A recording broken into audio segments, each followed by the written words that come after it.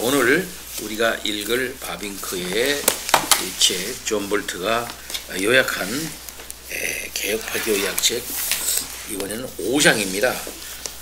175페이지입니다.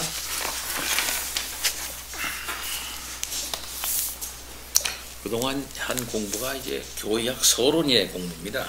제목을 한번 보세요. 제목부터 앞에 페이지, 맨 앞에 페이지에 차례 보시기 바랍니다. 여기 보면 우리가 공부한 게 지금 아직 일부를 못 본 거예요. 교약 서론 부분이 6장으로 되어져 있는데 지금 우리가 읽을 장이 5장입니다. 4장까지 우리가 보았어요. 학문으로서의 교의신학의 역사와 문헌, 교의신학의 토대들, 그 다음에는 계시, 그 다음에 성경, 신앙, 이렇게 이제 우리가 이제 공부를 했습니다. 자, 넘어갑니다. 175페이지입니다. 계시에 의해서 성경을 이제 계시로 해. 다음에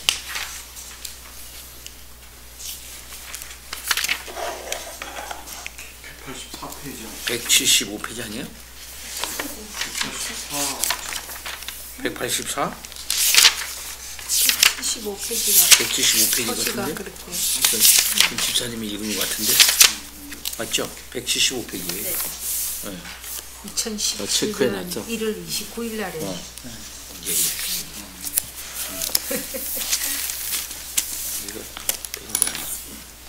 자, 제가 조금 읽고 같이 공부하고 합시다.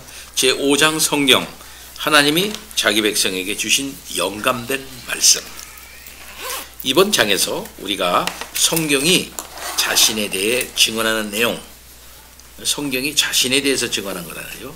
특히 성경의 영감과 속성들에 대해 자세히 살펴볼 것이다. 성경이 하나님에 의해 영감되었다는 견해는 이미 구약 성경에서 발견된다. 성경이 영감되었다는 거죠. 이것은 구약 성경에서 이미 발견된다는 겁니다. 예언자들이 얘기했어요. 그들이 하나님에 의해 부름받았고 하나님을 대면하여 서 있으며 그들이 전하는 메시지가 자신들의 말이 아니라 하나님의 말씀이라는 사실을 의식하고 있어다. 이거 중요한 거죠. 예언자들은 그저 자기 속에서 일어나는 그런 말 한 게 아니고요. 하나님의 말을 전하는 거죠. 그래서 자기의 말은 하나님의 말씀이라고 하는 의식이 있었다는 거죠. 그런 건 성경에 많은 이 뒷받침이 여기 있습니다. 자주 사용되는 문구로는 야훼께서 이같이 말씀하시되, 이것은 야훼라는 말을 썼네요. 야훼께서 이같이 말씀하시되, 야훼의 말씀이 내게 임하여, 또는 야훼의 말씀, 야훼의 신탁, 야훼의 발언 등이 있다. 예언자들은 그들 자신을 야훼로부터 선명하게 구분한다. 야훼는 예언자들에게 말씀하셨고 야훼의 말씀을 삼킨다. 이처럼 그들은 하나님이 그들에게 계시하신 것과 그들 자신의 마음에서 일어나는 생각을 선명하게 구별한다. 그들은 거짓 예언자들이란 자신들의 마음에서 나온 것을 말하는 자들이며, 요거 구별을 주십시오. 거짓 예언자는 뭐냐? 참된 예언자는 자기가 말하는 게 하나님이 자기에게 말씀하신 것을 말하는 것이다 라고 하는, 자기 말이 하나님의 말씀이라는 확신이 있었는데, 그 사실이 그렇고요. 근데 거짓 예언자는 뭐냐? 마음, 그 자기들의 마음에서 나오는 것을 말하는 자들이에요. 자기 멋대로 예언하는 자들이죠.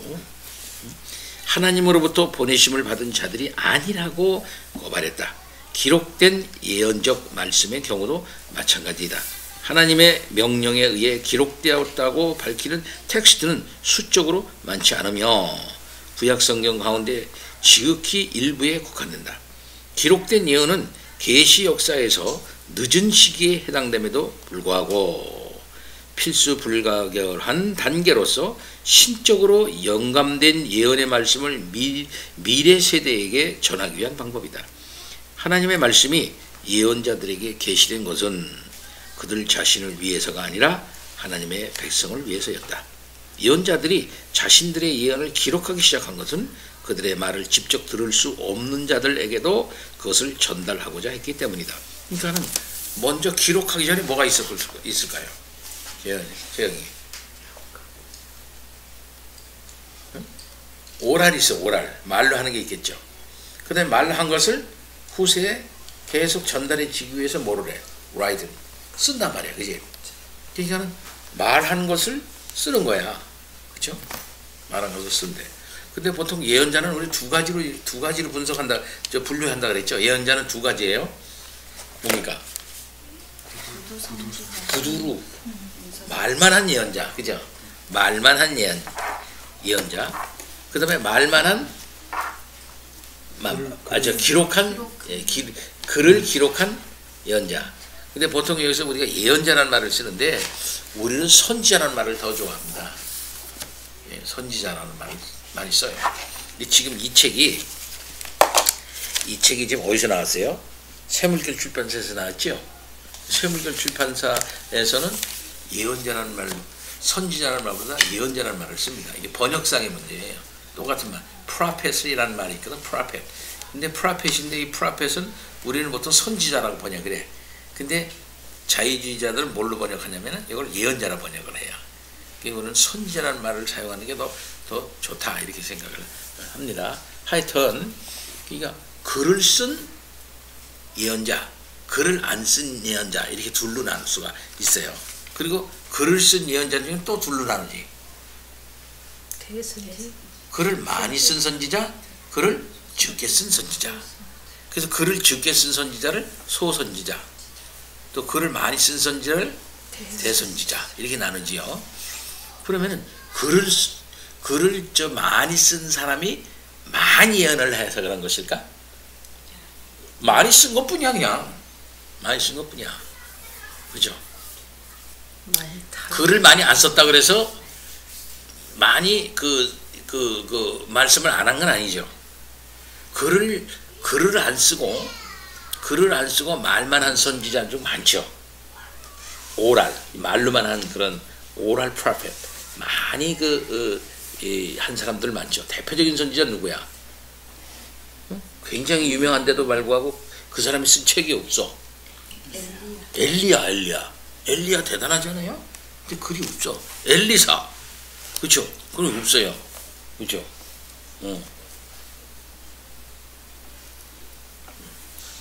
자, 이렇게 우리가 볼 수가 있어요.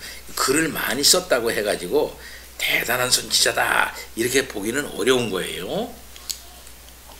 그리고 또 글을 안 썼다고 해가지고 별 볼 일 없다 이렇게 생각할 수도 없는 겁니다. 자, 조금 계속 읽습니다. 그들이 야훼의 이름으로 말하거나 기록할 때 그들에게는 자신들이 받은 것을 가감없이 전달할 엄숙한 의무가 있었다. 그렇죠? 가감없이 전해야 돼. 비록 백성들이 듣기 싫은 소리를 하나님께서 하라고 할지라도 그것을 그대로 전해야 돼. 자기가 중간에 슬쩍 무슨 가감한다든지 이렇게 하면 안 되는 거죠. 기록된 예언들 가운데 많은 부분이 구두로는 전달된 적이 없었을 것이다. 그런 것도 있을 수 있다 이거죠.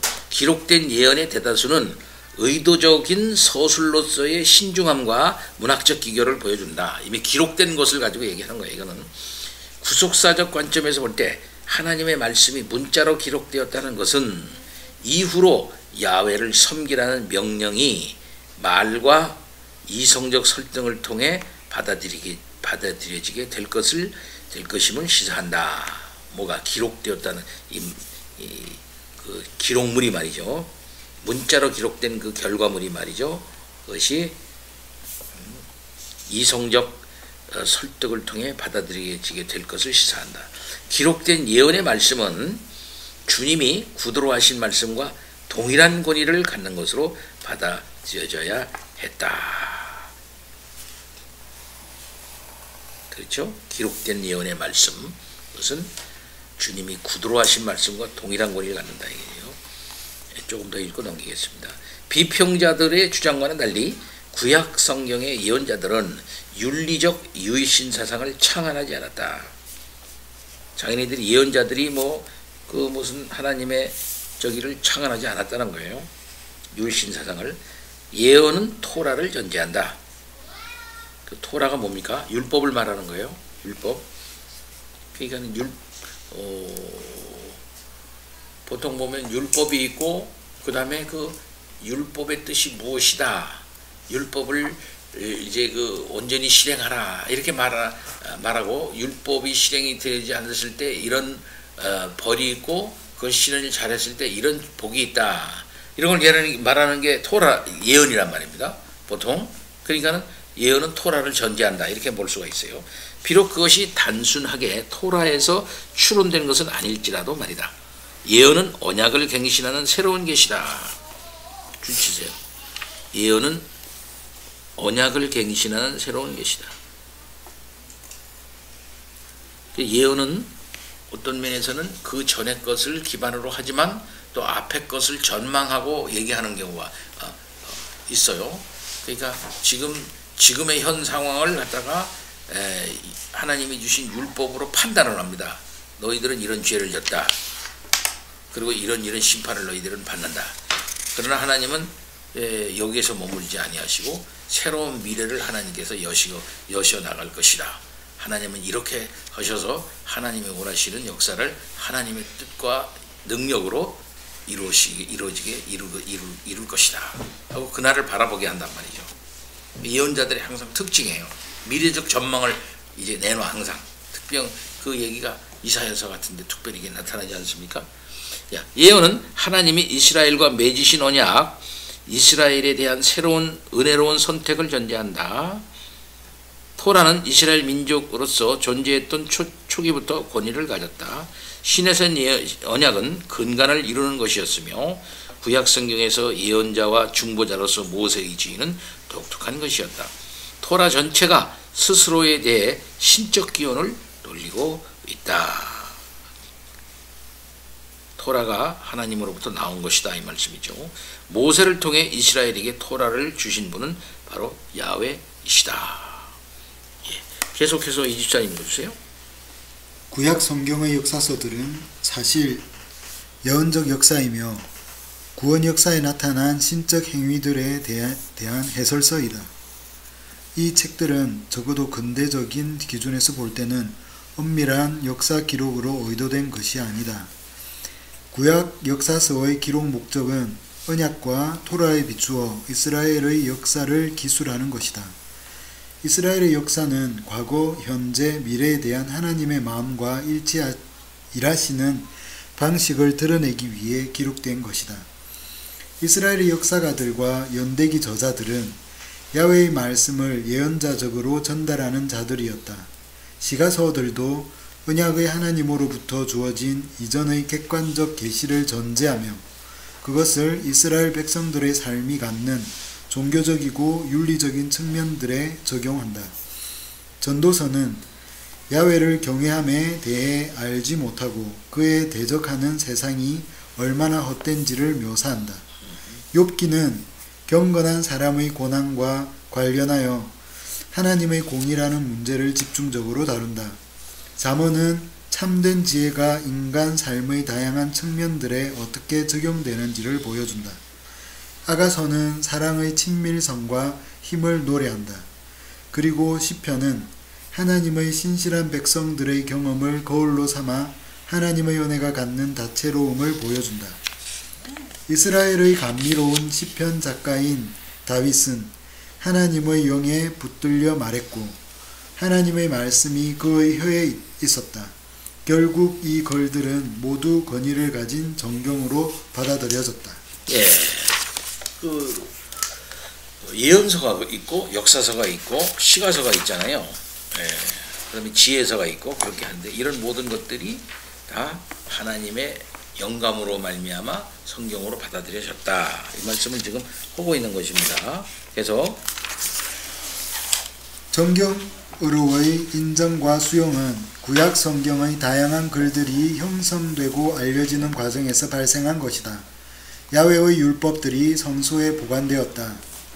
시문학 작품들도 보존되었는데 초기 단계의 시편이 제의적인 용도로 수집되었고 히스기야의 신하들이 두 번째 잠언 모음집을 편집했다.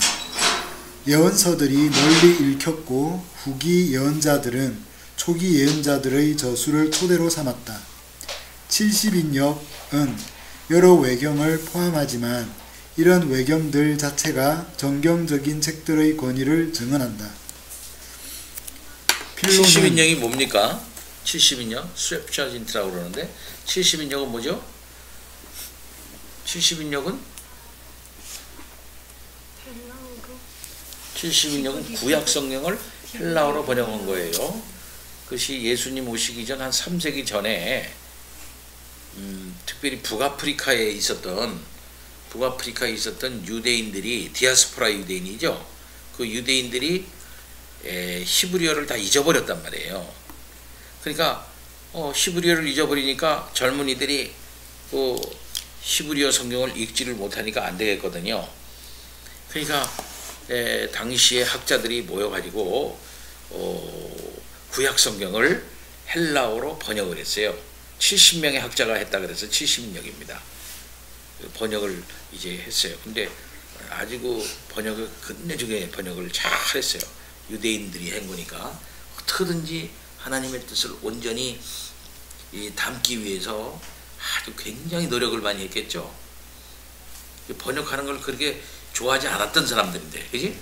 하나님의 말씀 히브리어로 된 그대로 해야 되는데, 그러나 그 하나님의 말씀이 전달은 돼야 되겠고, 애들이 모르니까, 히브리어를 모르니까. 그러니까 그 말을 어떻게 이걸 히브리어로, 히브리어인 그 뜻을, 원뜻을 헬라어 말로 이게 잘 담을 수 있을까? 얼마나 고민했겠어요. 굉장한 학자들이 모여가지고 그걸 번역을 했어요.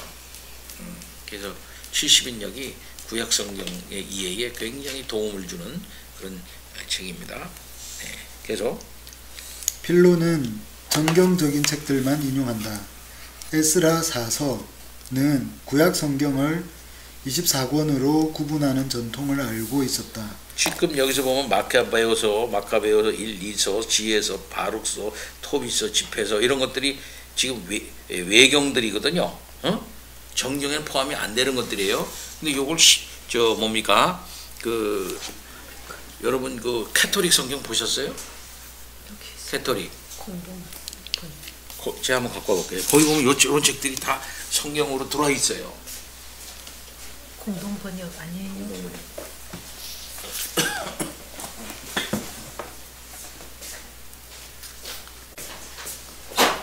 내 휴대폰에도 좀 그렇게 해주실 수 있는 거. 네. 마치고 한번 해보세요. 이게 천주교에서 번역한 천주교에서 번역한 자기들의 성경이에요. 2000년 기념 200주년 기념판입니다. 요게 이 공동 번역이 아니라 공동 번역은 개신교하고 같이 자유주의자 개신교 중에서도 자유주의자하고 천주교하고 공동해서 번역해서 공동 번역이라는 것이고 요거는 천주교에서 자체적으로 번역한 그 책인데 아주 번역은 잘 돼 있으나 알다시피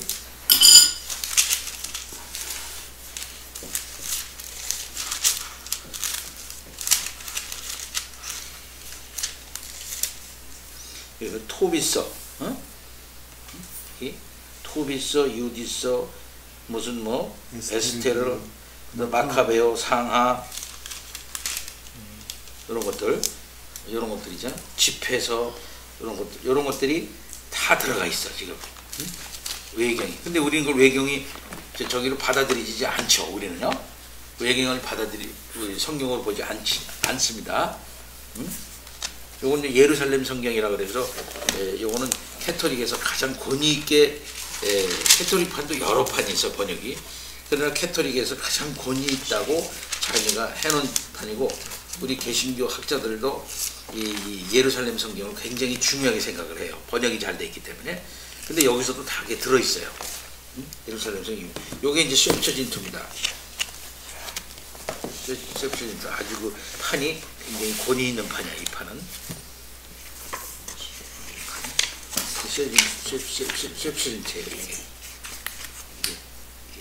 출애굽기, 창세기, 헬라어로 다 번역하는.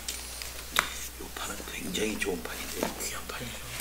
한이도 71년 71년. 그 외교에 들어가 있습니까? 또 들어와 있겠죠? 지금 이게 72년입니다. 이게 76이에요.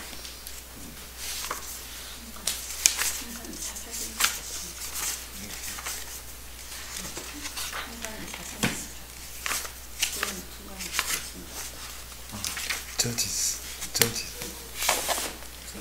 거의 지금 아주 귀한 판이에요.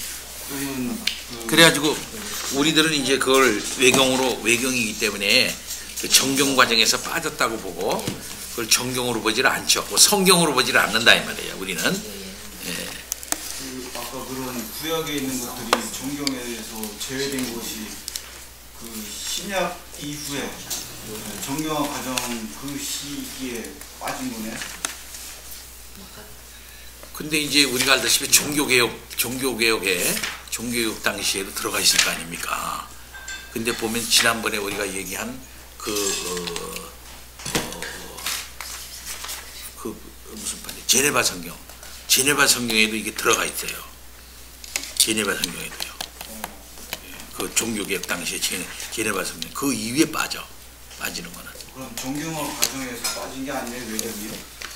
정경화 과정에서도 빠졌는데 사실상 66번은 그때 빠져 있어요. 빠져 있는데 전에 빠져 있는데 실상은 그 천주교에서 그렇지 않고 계속 쓰니까 그 당시에 확실하게 그걸 아는 차원에서 나온 것 같아요.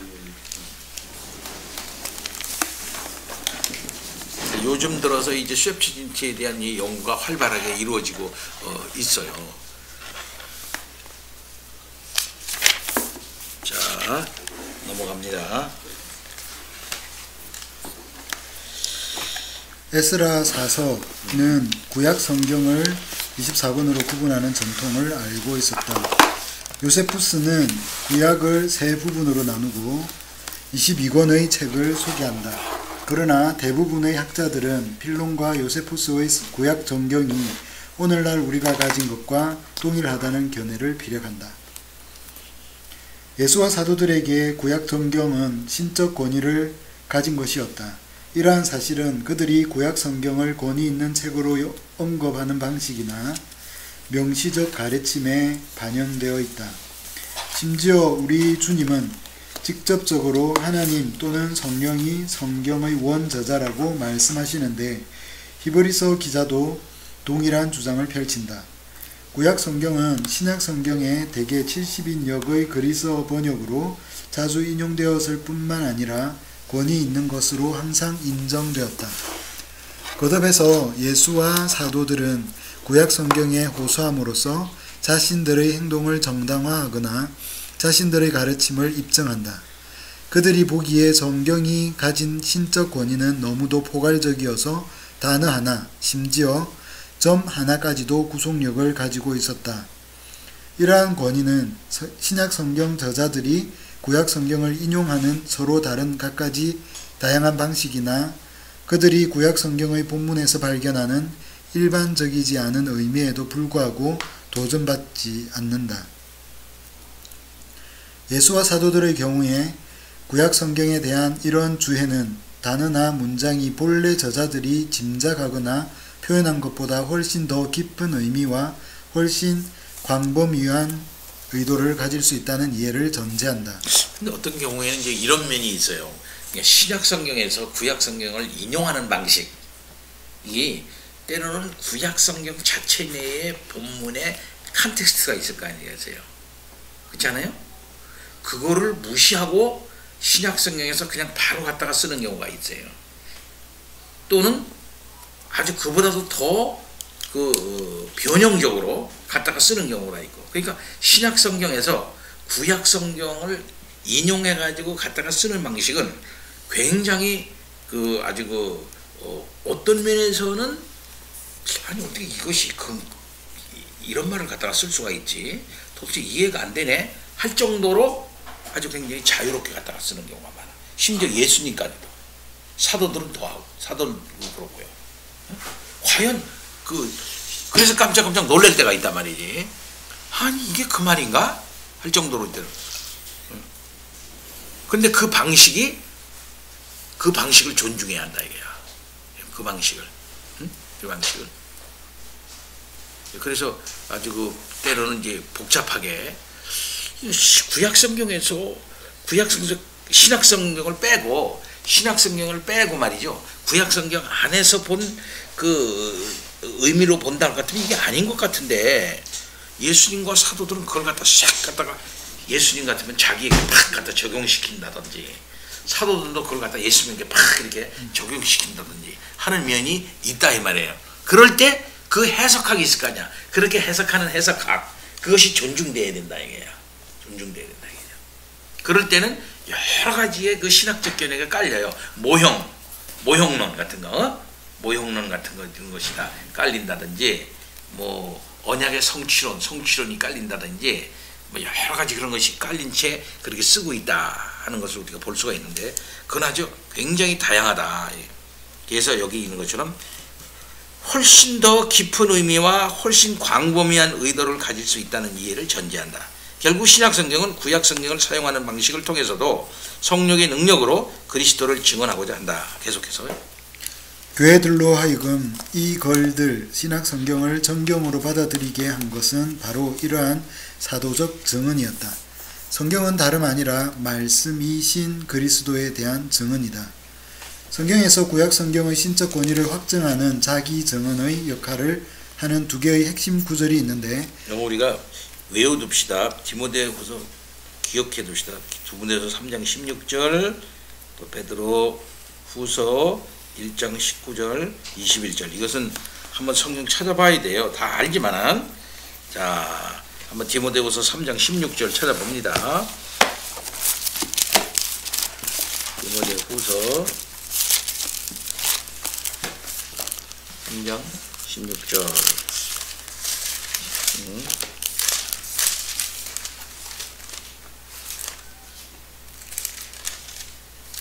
자, 거기 보면 모든 성경은 하나님의 감동으로 된 것으로 그랬대. 이게 모든 성경이 할 때 모든은 어떤 걸 말할까? 모든 성경. 지금 모든 성경은 하나님의, 일단 구약 성경 말하는 거예요. 모든 성경은 하나님의 감동으로 된 것이다. 그리고 또 유익하다.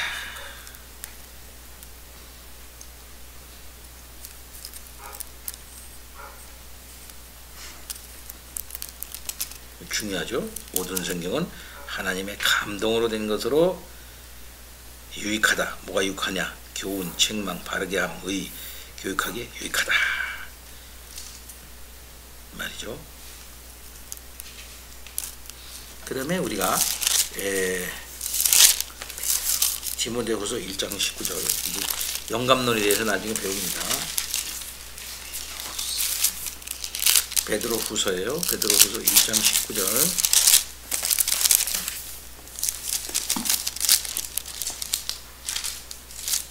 베드로후서 1장 19절. 또 우리에게는 더 확실한 예언이 있어. 더 확실한 예언이 있대요. 어두운 데를 비추는 등불과 같으니 날이 새어 햇별이 너희 마음에 떠오르되기까지 너희가 이것을 주의하는 것이 옳으니라. 더 확실한 예언이 뭘까? 더 확실한 예언. 우리에게 더 확실한 예언이 있어. 구약 성경을 말하는 거예요. 먼저 알 것은 성경의 모든 예언은, 그랬죠?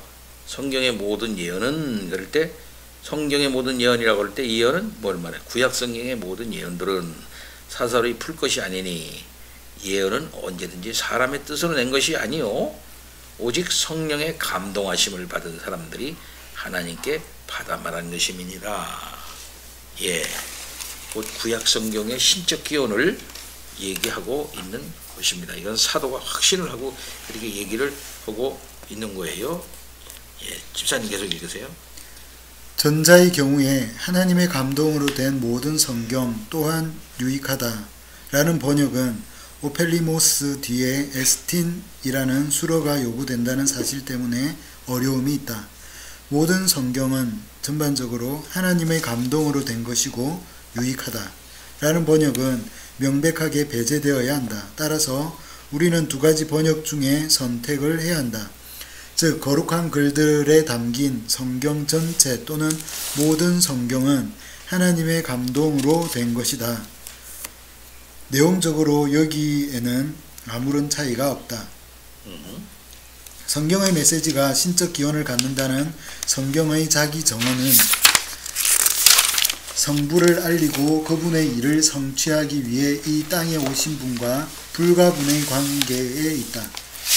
예수 그리스도는 성부를 알게 하는 로고스요 하나님의 모든 충만이 그 안에 거하는 분이며 충성되고 참된 증인이시고 하나님의 모든 약속이 그 안에서 예와 아멘이 되는 아멘이시다. 그는 하나님에 의해 보냄을 받으셨고 친히 보고 들은 것만 증언하신다. 그는 하나님의 말씀을 전하시고 진리만 증언하신다. 그의 정언은 참되고 하나님 자신의 정언으로 확증된다.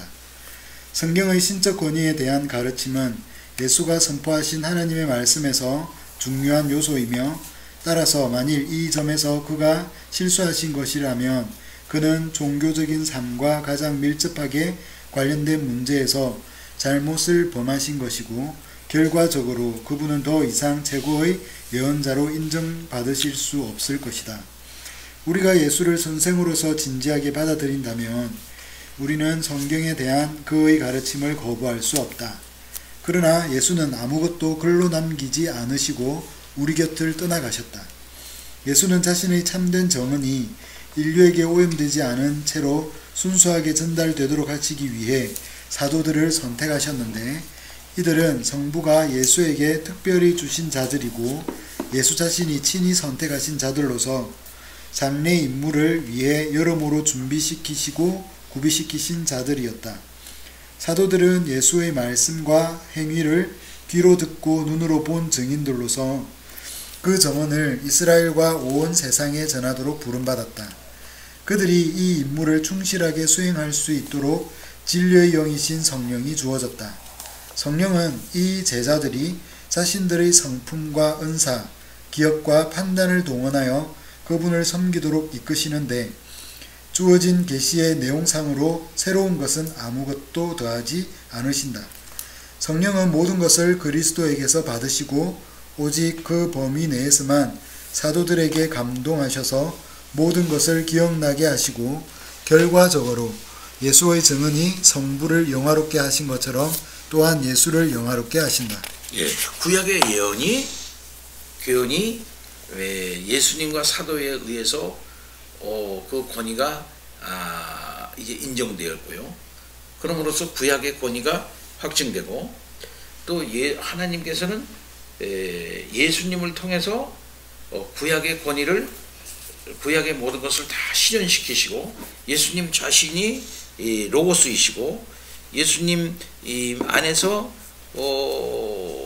모든 약속을 다 이렇게 실현시키시고 진리로 충만하신 그분이 하나님의 말씀을 하심으로써 그렇게 하시고 또 예수님은 또 하늘에 올라가셔서 그 자기의 뜻을 이미 말씀하신 자기의 뜻을 사도들을 성령을 통해서 감동시킴으로 말미암아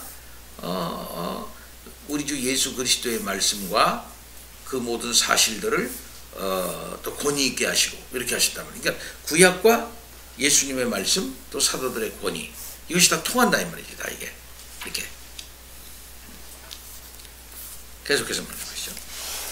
오순절 이후로 특별한 의미에서 성령의 능력을 힘입은 사도들은 또한 이제 공개적으로 성인으로서 행동했다. 사도들은 처음부터 자신의 권리로 교회를 감독했고 성령 안에서 결정을 내렸고 보편적으로 인정되는 권위를 그리스도의 이름으로 누렸다. 비록 예수가 자신의 말과 행위를 기록하라고 분명하게 명령하신 적은 없지만 사도들은 자신들의 글에서 주님과 동일한 권위를 가지고 말했으며 그 글은 진실하고 참된 특별한 형태의 정언 역할을 했다. 자, 이게 중요한 거죠. 그 주님께서는 한마디 한 글도 쓰지 않으셨어요. 썼다 그러면 땅바닥에 글 몇 번 쓰신 걸로만 기억나는데 그거 하셨어요. 그런데 예수님에 대하여 또 예수님의 말씀을 사도들이 했어요. 성령이 감동받은 그 사도들이. 근데 그 사도들이 예수님에 대하여 한 말이 하나님의 말씀이 된 거야. 예. 그리고 예수님이 어떤 분이신가, 또 예수님이 무슨 일을 하셨는가 하는 것에 대한 해석이, 하나님의 사도들의 해석이 하나님의 말씀이 되도록 이렇게 하셨어요. 하나님께서. 예. 근데 어떻게 한번 생각해 보세요. 사도들의 말인데 어쩌면 사도들의 해석인데 어떻게 그것이 하나님의 말씀이 되는가, 이런 의문을 가질 수가 있겠죠.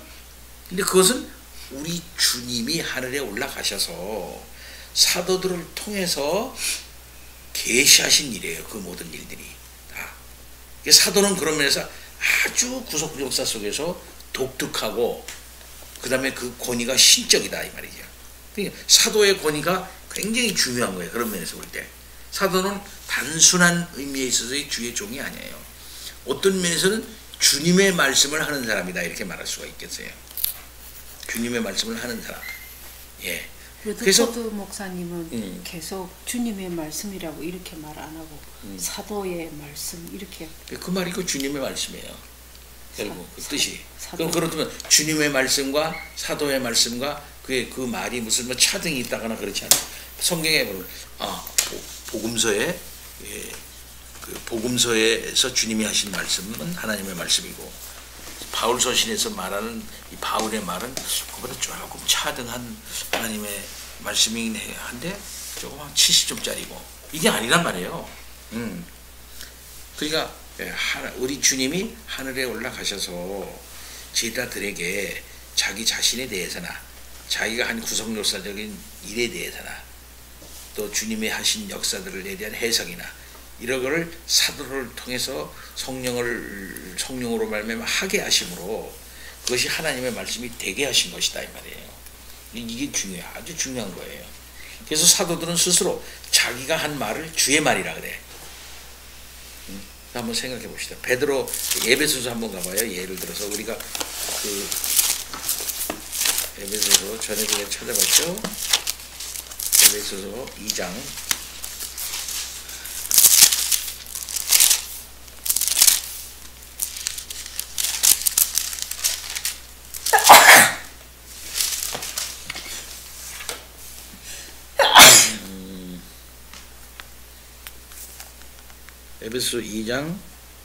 13절 한번 봅시다.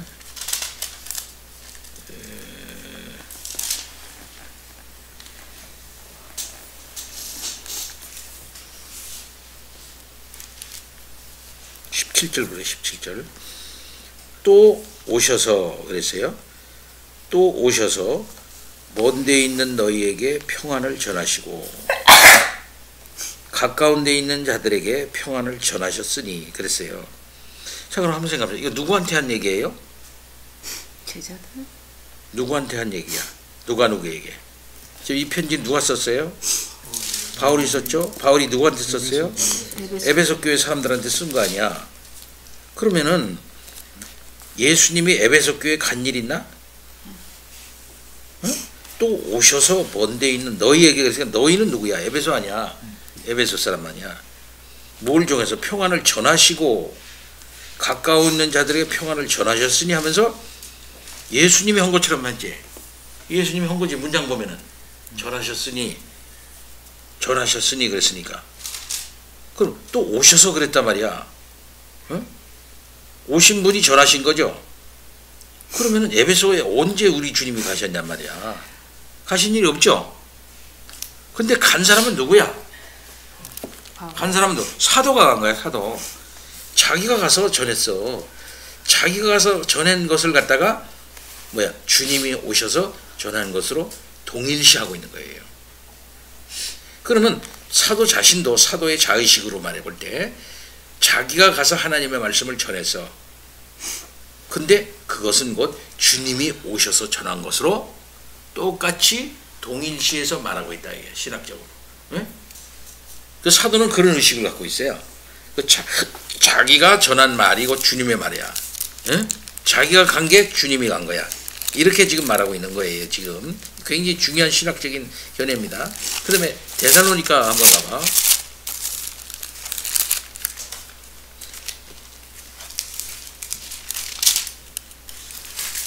또 보면은 데살로니가 1장 한번 보세요. 데살로니가 1장 5절 봐. 1장 이는 우리 복음이 너희에게 말로만 이른 것이 아니라 우리 복음이라고 그래. 그럼 자기와 관계된 것 같이 말해. 우리 복음이 그래. 근데 8절 봐.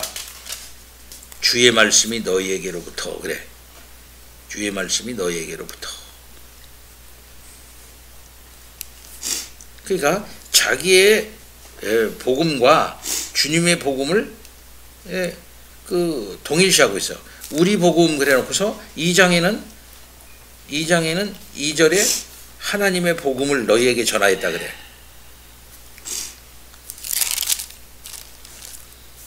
그러니까 자기가 가서 복음을 전했으나 그 복음은 주의 복음이고 주의 말씀으로 그가 생각하고 있는 거예요. 그게 사도의 의식이야. 사도의 철저한 하나님에게 붙잡힌 성령에게 붙잡힌 의식이에요. 예. 그래서 자기가 했지만 주님의 말씀이야. 자기는 사도라 이게 사도. 그 자기를 거부하는 것은 주님을 거부하는 거야. 그래서 우리가 잘 아는 갈라디아서 같은 데에서도 분명하게 그렇게 말하는 거예요.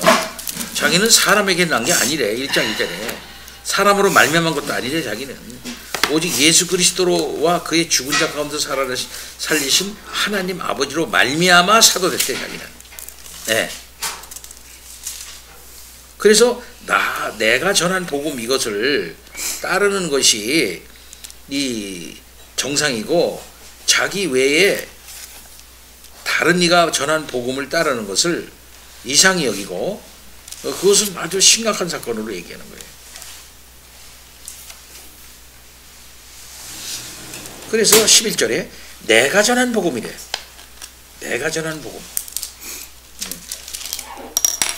그 복음을 온전히 받아들여야만 되고 그 복음 아니면은 저주를 받을 거라 이 얘기예요. 이만큼 강력한 의식을 갖고 있다는 거죠. 네? 그건 베드로도 그건 마찬가지예요. 그러니까는 사도에 대한 인식을 우리가 새롭게 가져야 돼. 예수는 예수고 세고 하나님의 아들이고 사도는 하나님의 아들이 아니니까 사도가 전한 말하고 예수님이 전한 말하고 좀 분리를 해야지 뭐 그러면. 그럼 우리가 잘못 생각하면 복음서는 권위가 있고 사도의 서신은 권위가 없나요? 그건 하나님 말씀 아닌가? 그래서 많은 자유주의 학자들은 그걸 얘기를 하는 거야. 사도의 서신은 그 사람의 신학이다 이게. 사도의 신학이다 이게. 응? 예수가 죽은 다음에 자기가 깨달은 바들은 사도의 신학이고 복음서는 그 예수님이 하신 말씀이니까. 근데 복음서도 예수님이 안 했다 이거야. 자기가 쓴 게 아니다 이게. 사도가 썼다 이게. 그럼 사도의 신학이 복음서에 들어가 있다 이게. 그러니까 사도의 신학으로 오염된 재해석된 예수님의 그 말도 다 빼야 되고 예수님이 아주 그 복음서에 했던 그 말씀 하나하나 그것만 찾자. 그래서 그게 진짜 하나님 말씀이지 다른 건 사도들의 생각이고 말이고 그거 다 걸러내고 응? 예수님이 하신 말씀만 골라내자. 이렇게 따진다고요. 응? 그렇게 가지고서 그것만 하나님의 말씀이다 생각한다 이게. 그거는 잘못된 거죠.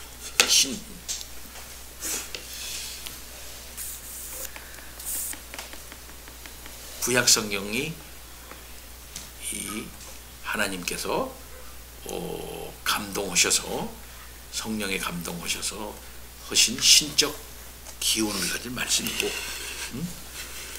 복음서도 사도들에게 신적 감동을 하여 주셔서 영감으로 기록된 말씀이고 하다는 것을 분명하게 이제 그 생각을 가져야 됩니다. 그래서 사도들의 저작도 하나님의 말씀과 동일한 권위를 갖는 것이다. 주님의 말씀과 동일한 권위를 갖는 것이다. 라고 하는 사실을 분명히 이제 해야 하는 것이에요. 조금만 더 읽어주세요. 바울은 사도들 중에서도 독보적인 존재다. 바울의 주장에 따르면 그는 태어나기 전부터 구별되었고 예수 자신에 의해 사도로 부름을 받았고 예수를 개인적으로 보았고 계시와 이상을 받았고 그의 복음을 예수로부터 받았고 유대주의자에 맞서 그의 사도직을 변호해야 할 책임을 느꼈다.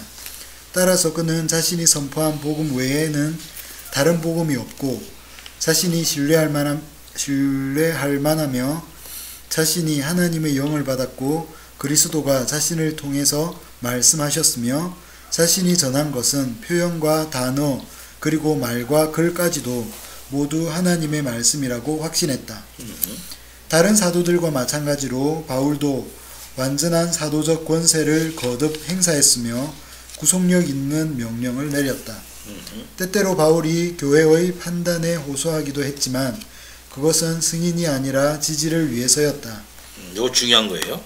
바울이 교회의 판단에 호소하기도 했어요. 고린도전서 같은 그런 경우는 그것은 승인이 아니라 이것을 제발 좀 어떻게 너희들이 좀 저기 해라. 너희들이 승인 안 하면 이거 하나님 말씀 안 된다. 이게 아니라 지지를 위해서 했다 이거야.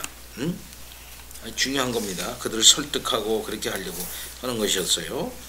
구속력 있는 명령을 내렸다 이 말이에요. 구속력 있는 명령.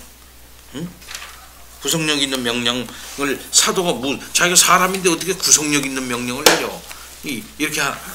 이렇게 생각할 수 있으나 그렇지 않다 이 말이죠.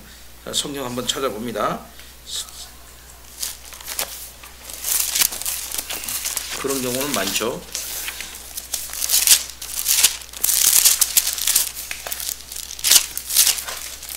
직설법이 있고 그 다음에 이제 그 직설법에 근거한 페라티브, 그러니까 그게 있단 말이죠. 명령형이 있단 말이죠. 4장 2절 보면 데살로니가서 4장 2절 더욱 많이 힘쓰라. 거기 2절에 우리가 주 예수로 말미암아 너에게 무슨 명령으로 준 것을 너희가 아느냐. 우리가 주 예수로 말미암아 너희에게 무슨 명령으로 준 것을 너희가 아느니라. 명령의 형태로 되어 있다 말이에요. 명령의 형태로. 주님의 뜻과 똑같은 명령의 형태로. 그다음에 11절에도 또 라 그랬잖아. 또 너희에게 명한 것 같이 또 너희에게 명했다 이게. 명한 것 같이. 데살로니가 후서 3장 6절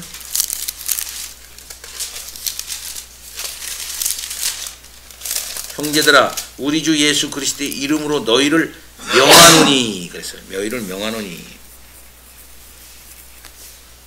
가끔 그 바울 사도의 문장에 보면 너희를 권면하노니 이런 말이 있어져. 그 권면하노니라는 거니 늘 제가 설교할 때 쓰는 말 중에 하나가 강력한 명령이에요. 강력한 명령. 순종하지 않으면 안 되는 명령입니다. 이게 구속사적인 놀라운 은혜에 근거한 명령이에요. 그 권면하노니라고 대표적인 게 나온 게 뭡니까? 로마서 12장 1절에 너희를 권면하노니, 예? 이런 말들, 권면한다 하는 말은 해도 되고 말대로 상황에 따라서 너희들이 그저 형편에 따라서 알아서 해. 이게 권면. 그게 아니라 명령이야. 강한 명령. 부드러운 명령 같으나 강한 명령이에요. 사실 힘 있는 명령이에요.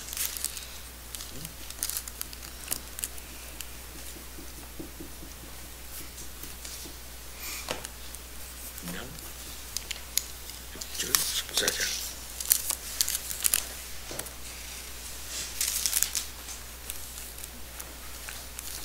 14절 3장 14절을 보면은 누가 이 편지에 한 우리말을 이 편지에 한 우리말을 순종하지 아니하거든. 순종해야 될 것인데 순종하지 아니거든. 그 사람을 지목하여 사귀지 말고 그로 하여금 부끄럽게 하라. 이렇게 강한 명령으로 내리고 있어요. 근데 이것은 옛날에 구약성경 때 옛날에 계명의 형태로 주신 그 말씀과 그 권위가 다를 바 없다 이 말이죠. 조금 더 읽어주세요. 바울은 교회의 판단에 결코 의존하지 않았으며 만일 누군가가 스스로를 예언자나 신령한 자로 생각한다면 그의 주장이 사실인지는 바울의 글이 주님의 명령임을 인정하는 것을 통해 드러날 것이라고 말했다. 사도들이 기록한 이 문서들은 그것을 접했던 교회들에서 아주 초장기부터 권위 있는 것으로 받아들여졌다. 얼마 지나지 않아 그것들은 회람되기 시작했고 결과적으로 더욱 광범위한 권위를 얻었다. 베드로는 유다서를 알고 있었으며 베드로후서 3장 16절은 여러 바울 서신들과의 친밀성을 시사할 뿐 아니라 그렇죠. 베드로후서 3장 16절 우리가 지난번에 봤죠? 좀 찾아봅니다. 베드로후서 3장 16절에 보면은 베드로는 이미 바울 서신을 다 알고 있었어요. 3장 16절에 말합니다. 베드로후서 3장 16절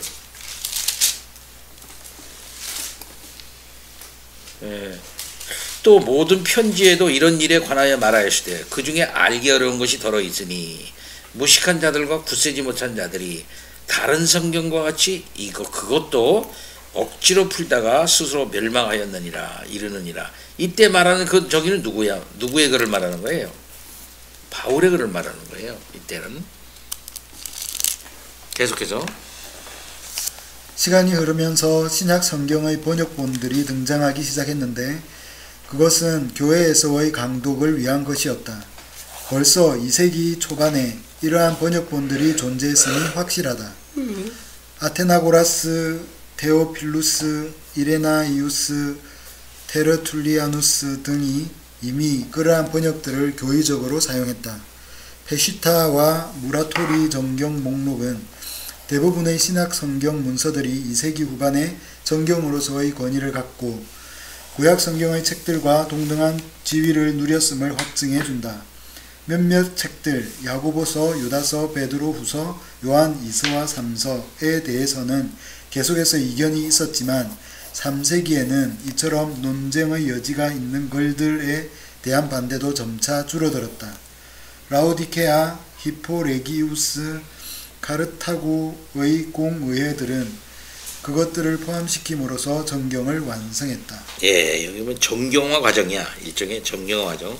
처음부터 이렇게 되다가 이제 이게 카르타고 공의회 등 이런 데서 이런 걸 포함시킴으로써 야고보, 유다서, 베드로 이런 게 다 정경을 완성했다 이 말이에요. 자, 그러면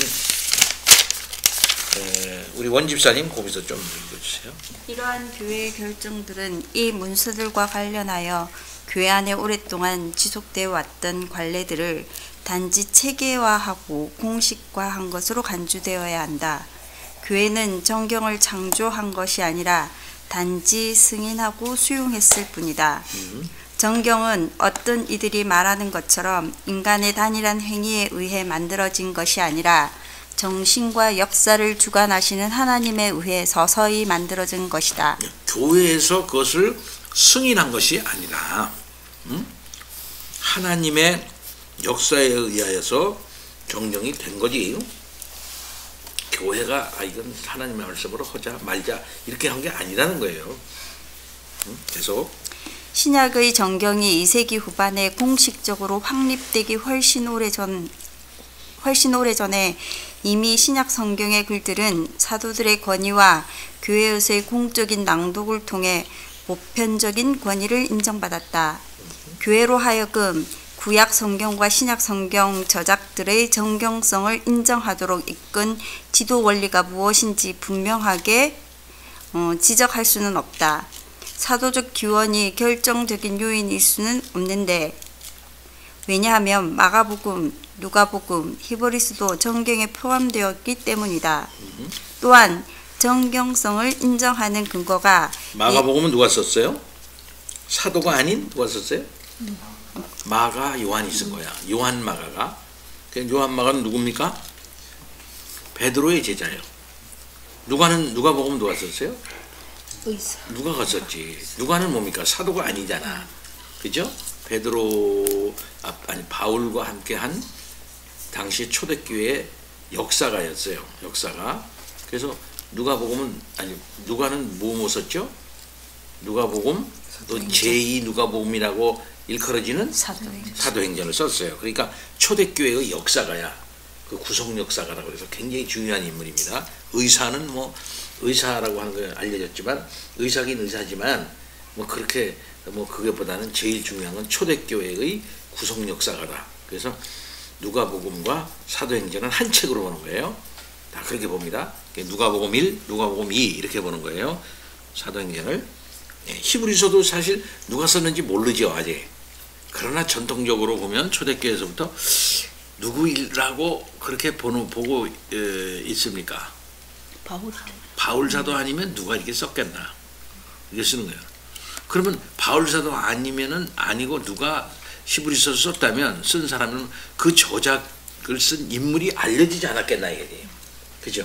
이렇게 대단한 작품을 이렇게 대단한 하나님의 말 신구약 성경이 하나의 구성 새 언약이라고 하는 걸로 딱 엮여져 가지고 정말 그 구약 성경을 어떻게 해석할 것이고 신약 성경의 그리스도의 복음, 그리스도의 십자가 사역이 우리와 어떤 관계가 있는가, 그런 토에서 우리가 어떻게 견디고 살아나갈 것인가 하는 사실을 이렇게 기가 막히게 연결해 가지고 언약적으로 쓸 사람이 바울 사도 외에 누가 있었겠나 하는 차원에서 비록 히브리서가 문체가 다르고 뭐 여러 가지 그런다 한달지라도 바울 사도 저작이 맞다라고 생각하는 것이 전통적인 보수 신학자들의 견해예요.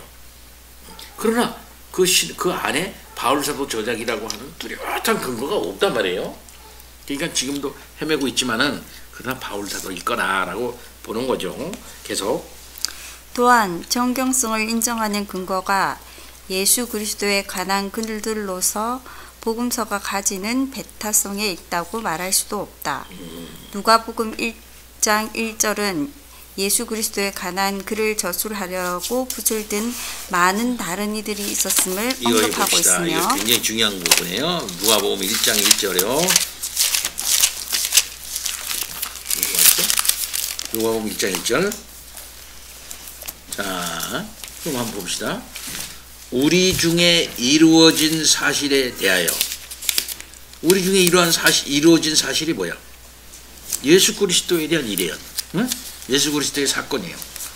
처음부터 목격자와 말씀에 일꾼된 자들이 전하여준 그대로. 처음부터 목격자가 있었다는 얘기예요. 또 말씀에 일꾼된 자들이 전하여준 그대로. 말씀의 일꾼이 누굴까? 뭐 사도와 가깝지, 그죠? 그런 사람들이.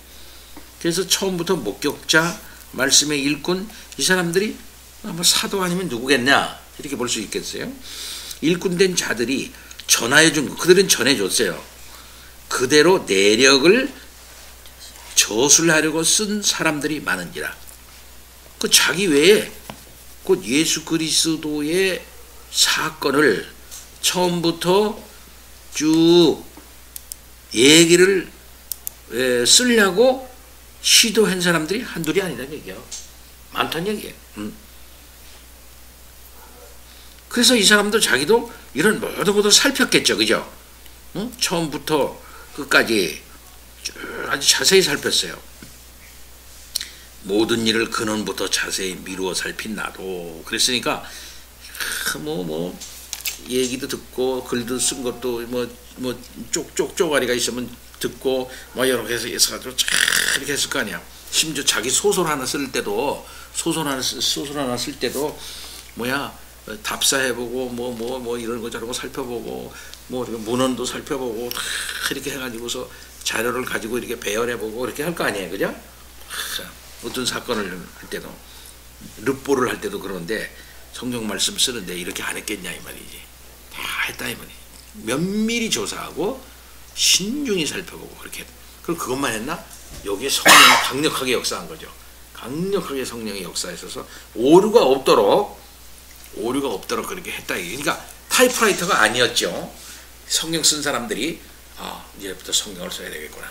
공부도 안 하고 조사도 안 하고 아무것도 안 했는데 하나님 지금부터 기도할 테니까 눈 딱 감고 있으니까 가르쳐 주세요. 손이 막 성령께서 역사해가지고 다다다 자동 기술을 막 나는 아무것도 안 합니다. 손만 움직입니다. 이렇게 했나요? 성경 그렇게 기록했나요? 그렇게 기록한 게 아니라는 거예요. 그렇게 해야만 신적 기원이 있는 걸까요? 그거 아니라는 거예요. 우리가 늘 앞으로 영감론 얘기할 거지만 유기적 영감을 했다 이거지.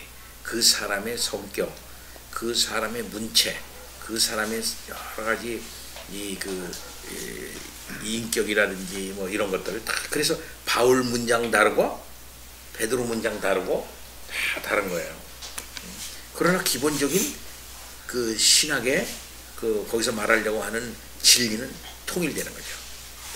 그래서 바울과 베드로의 그 신학이 통일이 되어지고 복음서의 신학과 서신서의 신학이 일치를 이루는 거예요.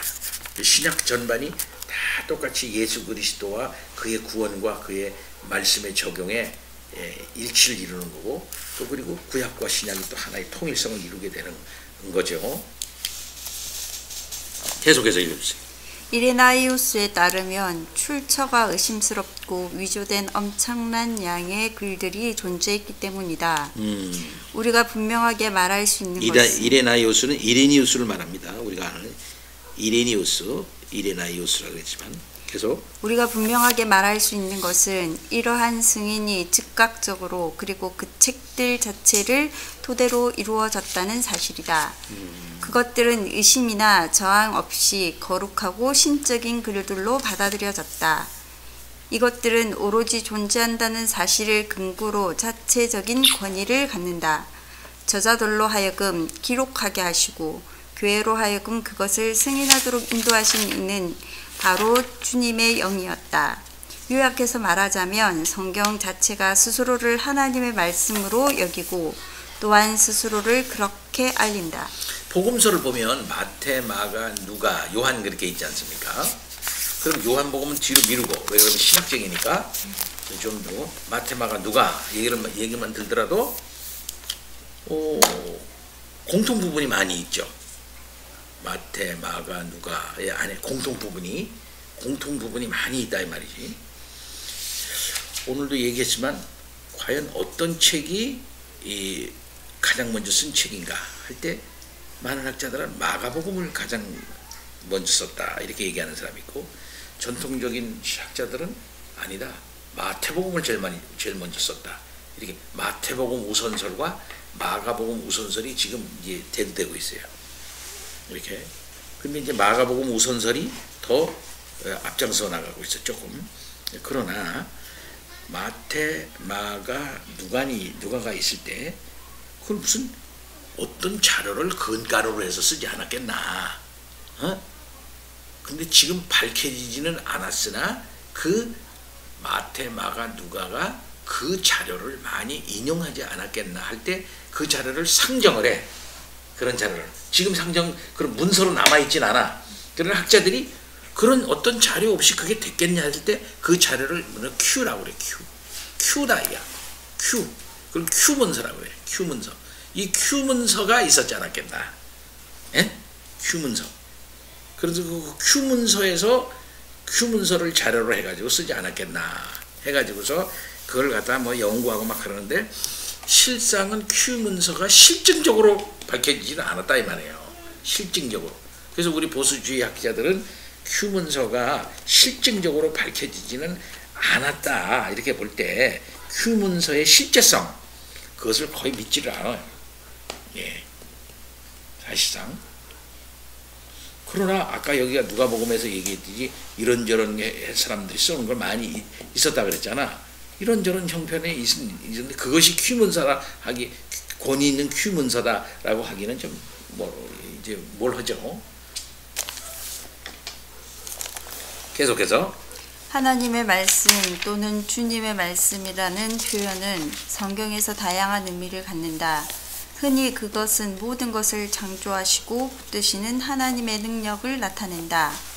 더 나아가서 이 표현은 하나님이 예언자들에게 무언가를 알려주시는 수단으로 사용되는 특별 계시를 묘사하기도 한다. 여호와의 말씀이 임하니라. 신약 성경에서는 더 이상 말씀이 임하지 않는다. 왜냐하면 이제는 말씀이 간헐적으로 위로부터 또는 외부에서 예언자들에게 임하는 것이 아니라 그리스도 안에 임했고 계속 머물러 있기 때문이다. 네, 생각해 보십시오. 예언 운동이 옛날에는 이제 최초의 예언자 누구라고 말할 수 있을까? 네? 최초의 예언자, 선지자, 나와 같은 선지자 그랬잖아. 모세. 네? 모세가 선지자요. 나와 같은 선지자 그랬으니까. 그 이후 선지운동이 계속된 거지요. 선지운동이 계속되어지면서 그 역사가 진행이 돼, 구속 역사가 진행이 되고, 그것을 갖다가 선지자가 또 자기가 했던 구속 역사의 활동이라든지 또 전개된 이런 것들을 한번 글로 남겨. 그럼 우리가 다시 모세오경 누가 썼다 그래? 모세가 썼다 그랬잖아. 그럼 모세가 선지자인데 모세도 그럼 글을 썼네. 그렇죠? 예, 그래서 모세오경을 썼다 이 말이죠. 근데 그걸 선지서라고는 안 그래. 자, 근데 모세오경이 역사서라고, 역사서야. 모세오경 율법서, 그걸 이제 썼다 이 말이죠. 그리고 역사가 진행되면 또 선지자 보내고, 또 역사가 지나면 선지자 보내고, 이렇게 해가지고서 쭉 진행이 된단 말이에요, 역사가. 이렇게. 결국은 예수 그리스도를 통해가지고 마지막에 오는데, 최후의 선지자를 누구로 보는 겁니까? 구약 선지자의 맨 마지막을 세례 요한으로 보고, 또 그 모든 예언들이 마지막 날 진정한 참된 예언자가 옴으로 말미암아 예언 운동이 어떻게 될까요? 진짜 예언자, 진정한 참된 예언자가 와서 말하니까, 그 전에 그분이 와서 한 말들이나 행동을 묘사했던 그런 것들이 진정하게 왔으니까 뭐예요? 그러면 좀 줄어드는 거죠. 줄어드는 거지. 그래서 신약에도 예언자 있어 없어요? 있긴 있으나 신약의 예언자는 뭡니까? 선지자와 사도들의 터 위에 그랬잖아. 에베소서의 2장에. 그거는 이미 예수 그리스도에 의해서 기초가 세워지고, 선지자, 그 예수 그리스도의 그 말씀을 사도가 전하니까, 선지자는 뭡니까? 그 터 위에서 약간 좀 가르쳐주는 사람이야. 다른 말로 말할 때 사도들의 지도를 받아가지고 예수의 사건이 뭐며 그가 무슨 말씀하셨고 이게 어떻게 해야 된다 하는 것을 이렇게 가르쳐주는 사람이 불구하고, 그런 사람에 불과한 사람들. 그 다음에는 이제 마지막에 성경이 기록되니까, 성경이 사도들에 의해서 기록되니까 선지자, 이런 선지자들 교회 안에서 있을 필요가 있어요 없어요? 예? 없어지는 거예요. 없어지는 거예요.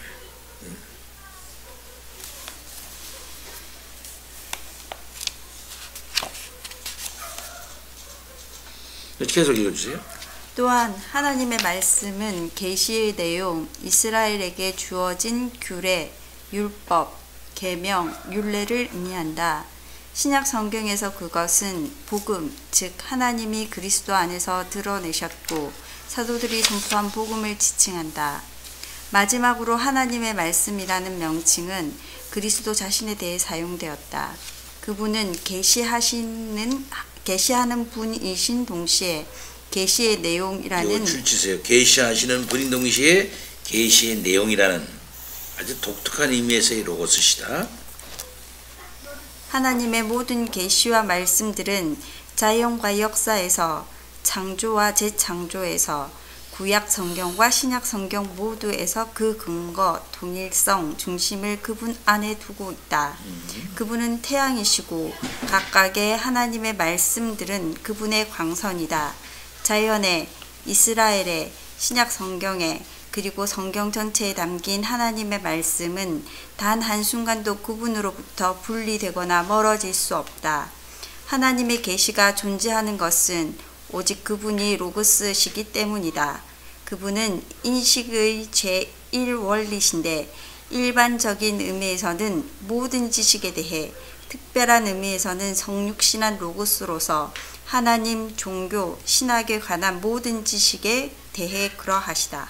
예, 계시하신 분인 동시에 계시의 내용이다. 우리가 한번 성경 찾아봅니다. 히브리서 1장 1절에 유명한 구절이죠. 우리가 늘 아주 중요하게 생각하는 히브리서 1장 1절에 옛적의 선지자를 통하여 그랬으니까 수단이죠. 선지자를 통하여 여러 부분과 여러 모양으로 우리 조상들에게 말씀하신 하나님, 선지자를 통하여 말씀하셨다며, 그 선지자를 통하여 계시하셨다. 하나님이 말이죠. 옛적에 이 모든 날 마지막에는, 옛적에는 그랬는데 이 모든 날 마지막에는, 신약시대를 말해요. 얘는 아들을 통하여, 옛날엔 선지자를 통하여 그랬는데 이제는 아들을 통하여 말씀입니까? 옛날에 선지자를 통하여가 계시의 수단이었죠. 그죠? 근데 그럼 아들을 통하여 그러니까 아들이 또 뭐야? 계시의 수단이야. 그죠? 근데 아들의 계시는 그 전에 했던 선지자를 통한 계시, 곧 여러 부분과 여러 모양으로 하던 계시의 수단, 그것과 질은 똑같지만 저희가 달라. 최상급이야. 아들을 통하여 우리에게 말씀하셨다. 그러면은 계시의 그 절정은 어디야? 아들을 통하여 말씀하신 계시가 절정이라고요. 절정. 그리고 그 전에 했던 계시에 기반해서 말하는 거야. 이거 전에 했던 것을 다 취소해서 하는 게 아니라 그의 연장선상에서. 그러니까 꼭대기에 올라가려면 산에 여기서부터 낮은 데서부터 이렇게 쭉 올라가죠. 갑자기 높은 데가 나타나는 게 아니란 말이야.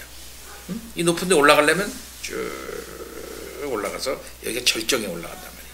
이렇게.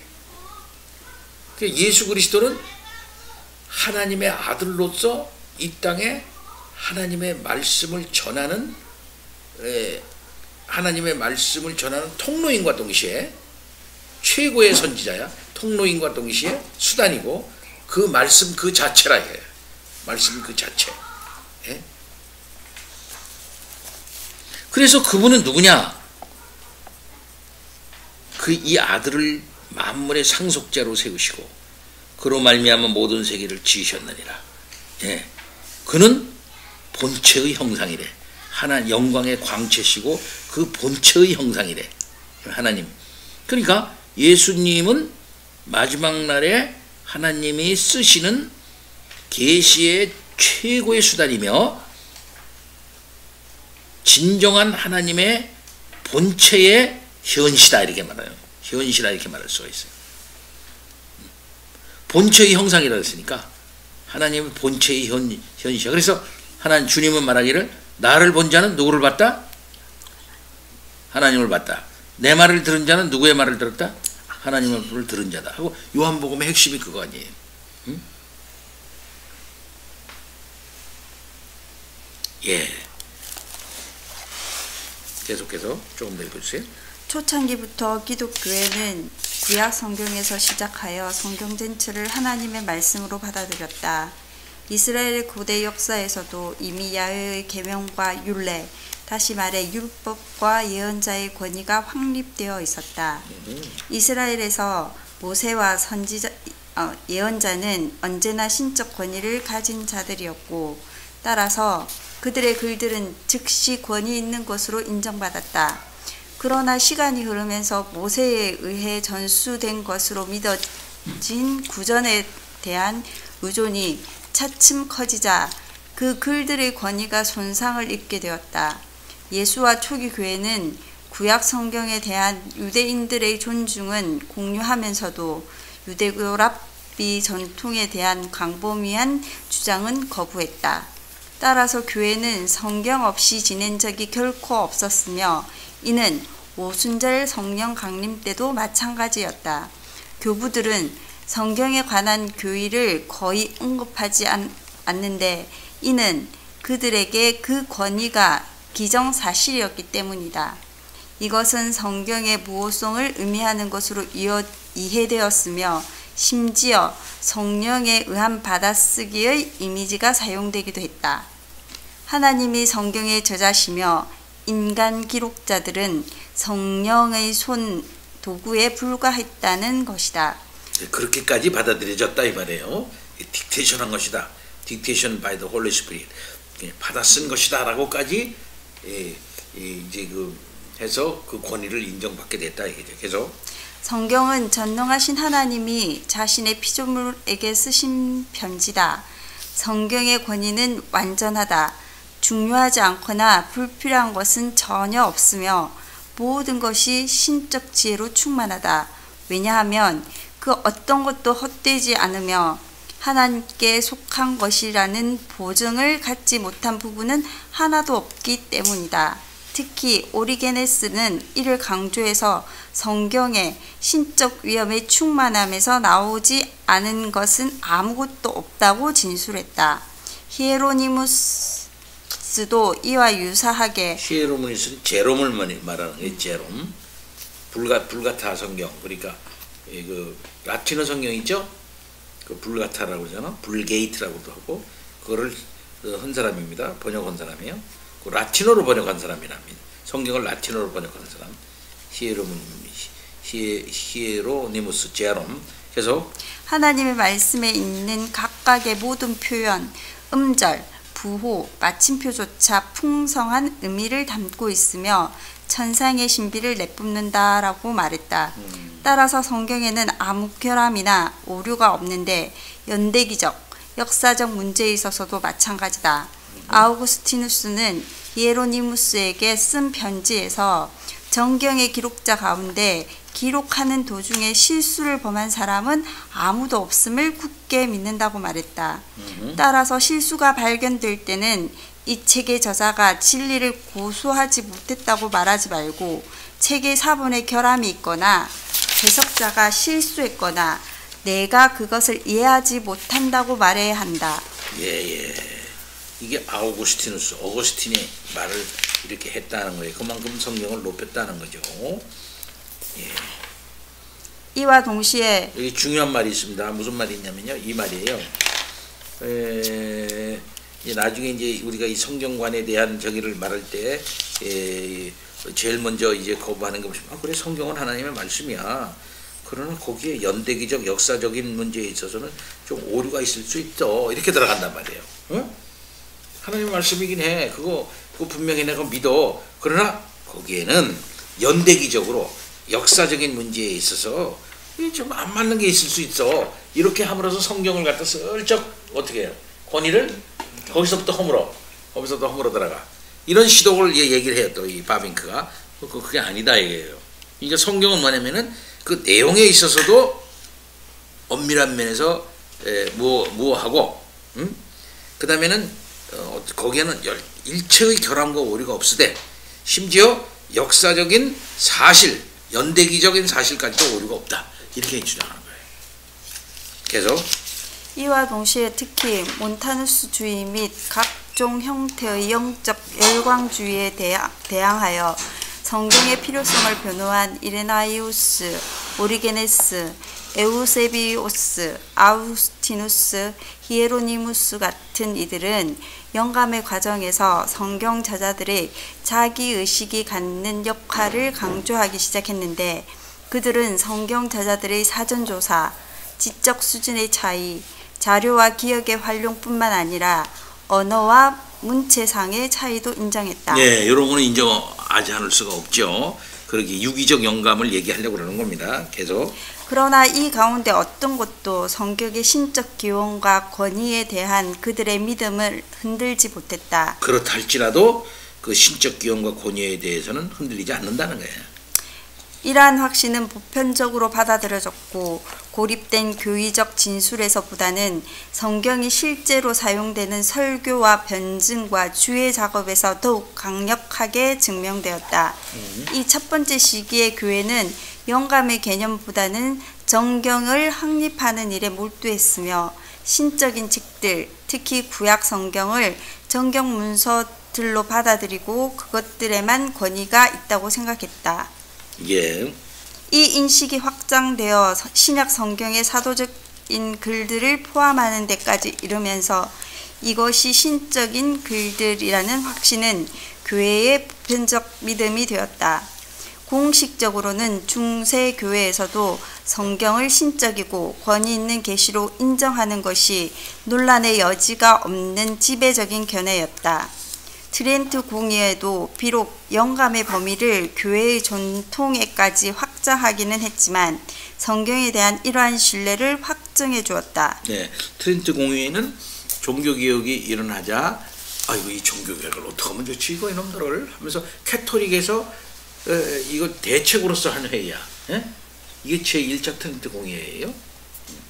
근데 제1차 트렌트 공의에서 루터 등 종교개혁자들이 주장하는 내용에 대해서 뭐 변하기는커녕 거기에다 옛날에 자기가 가지고 있는 그걸 갖다 그대로 고수했어요.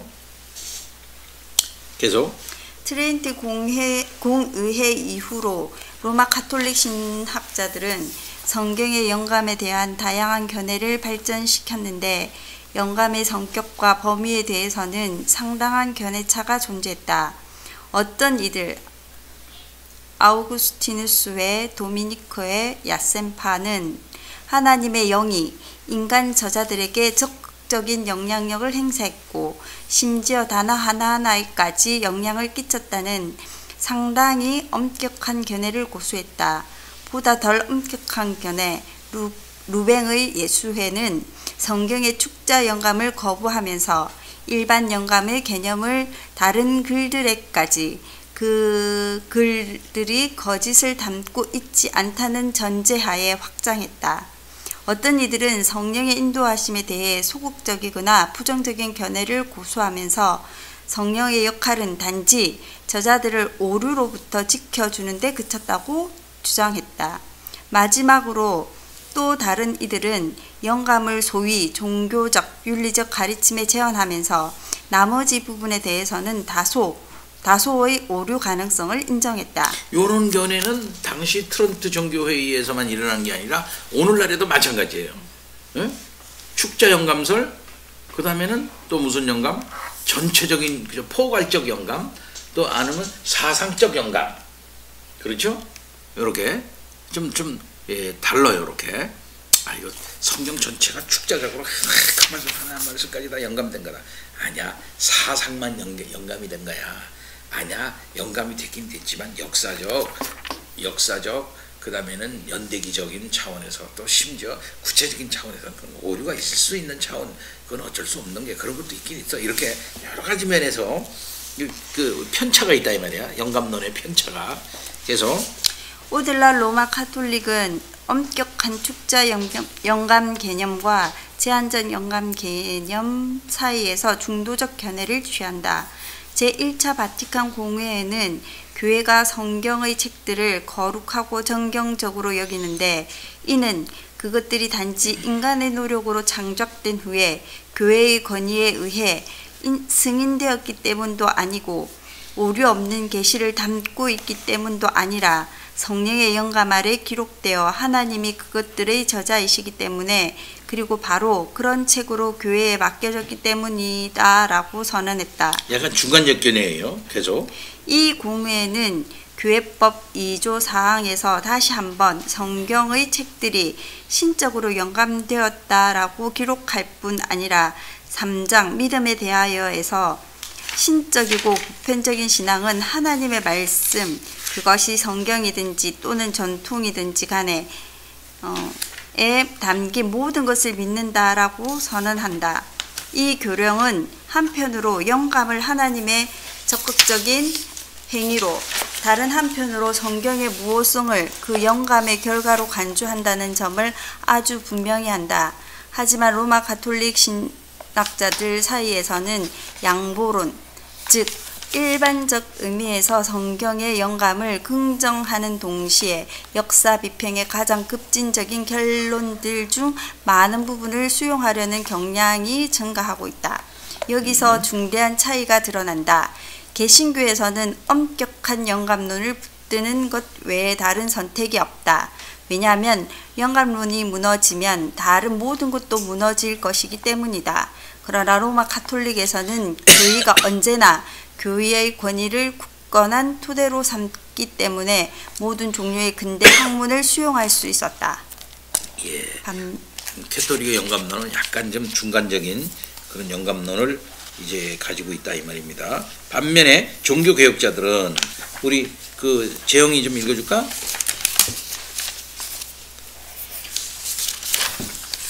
반면에 종교개혁자들은 성경이 신적으로 영감된 특성을 가지고 있다는 주장을 온전히 수용했다.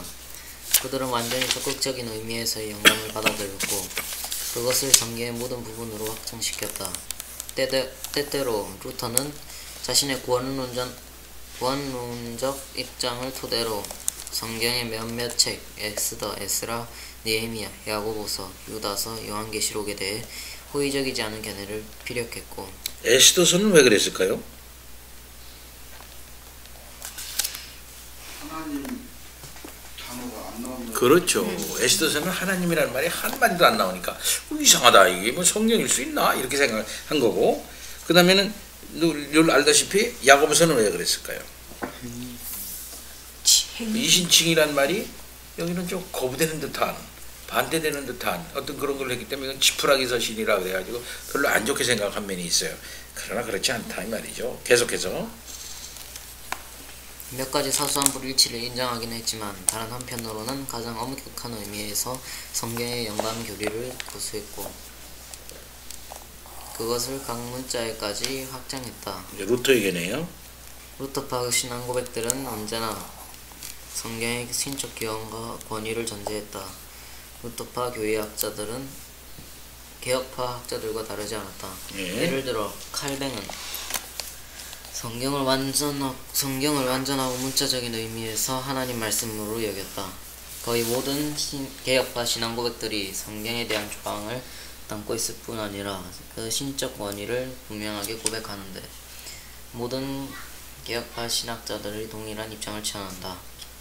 하지만 이 성경의 인간 저자들의 완전한 참여를 인정하는 완전히 유기적인 영감 이해는 단지 미미하게만 발전했다. 성경의 완전한 신적 영감을 변호하면서 비판자들과 조금도 타협하지 않으려는 열심은 지나친 주장으로 이어졌다. 성경 기록자들이 저자가 아니라 하나님의 필경사, 대필자, 공증인, 손과 붓에 불과하다는 것이다. 이건 발언적이 아니에요. 여기까지 확대됐지만 그건 유기적 영감이 아니라 거기 이 말입니다. 사실은 계속 영감은 항상 기록하도록 자극하고 내용과 단어를 제시하는 적극적인 것으로 간주되었다. 영감의 범위는 모든 연대기적, 역사적, 지리적 내용과 실질적으로 모든 단어에 심지어 모음과 발음 구분을 위한 부호에도 미친다. 성경의 야만성이나 어법 위반은 존재하지 않아야 했고 문체상의 차이는 이때는 이렇게 저때는 저렇게 쓰기를 원하신 성령의 뜻으로 설명되었다. 가장 극단적인 신뢰가 있다. 톨룩에 따르면 1714년에 고타의 니체는 성경 자체가 하나님인가라는 문제를 다루는 논술을 저술했다. 인간이 기나긴 역사에서 보여온 하나님에 대한 반역과 그분의 계시에 대한 비판적인 반대를 생각할 때 영감에 대한 극단적인 결론들을 통해 성경을 변호하려고 했던 열의는 이해할만 하다. 이해할만 하다 이거지. 자꾸 아니라고 자꾸 하는 말이 나오니까 영감이 이렇게 극단적인 차원에까지 이렇게 막 됐다. 이렇게까지 강력하게 주장하는 이론이 나왔다 이거지. 그러나 그 이해할만 하다 이거예요. 반대가 있기 때문에 계속 18세기에 일어난 이성주의자들의 성경 비평은 아주 오래된 내력을 갖고 있다. 요아김 왕은 하나님의 말씀이 언제나 실행되고야 만다는 단순한 사실을 무시하고서 바룩의 두루마리를 불태우는 무의미한 단항을 자행했다. 마르키온과 같은 이들은 구약 성경의 하나님을 신약 성경의 하나님과 분리했고 심지어 신약 성경 내에서도 바울이 율법 복음 육체형을 대조시킨 것을 성경과 성경 사이의 쐐기를 박는 비평적인 해석학 도구로 초대교회 사용했다. 이단입니다. 이 사람은 신약 성경, 구약 성경과 신약 성경 하나님이 다른 하나님이다 이렇게 주장했고요. 그래서 말키온의 복음서, 말키온의 성경이 따로 있어요. 그 다음에는 율법과 복음, 육체의 영을 아주 강력하게 대조시켰어요. 이단입니다. 말키온. 그 다음에 켈수스, 포르피리오스, 배교자 율리아누스 같은 신앙의 적들은 성경의 하나님과 성경의 사람들을 비방했다. 서양에서 성경이 거의 보편적이고 반론의 여지가 없는 지배권을 유지해오던 기나긴 시간이 지나가고 18, 19세기 근대 이성주의자들은 다시 성경에 기록된 글들의 진정성에 의문을 제기했다. 근대의 많은 관심이 성경 영감론에 집중되었고 성경에 대한 비평적인 적대감은 증가했다. 그것이 켈수스든지 포르피리오스든지 볼테르든지 르낭이든지 슈트라우스든지 바우어든지 볼테르와 르낭은 이거 프랑스 사람이고 슈트라우스 바우어는 독일 사람이야. 이 사람들이 그 근대적인 이성 합리주의나 이런 걸 가지고 성경의 영감을 이제 거부했던 그러한 사람들입니다. 결론은 항상 동일했다. 성경은 오류와 거짓으로 가득한 책으로 여겨졌다. 성경의 특정한 가치와 중요성을 부여하고자 하는 신학자들은 영감에 대한 자신들의 견해를 수정했다.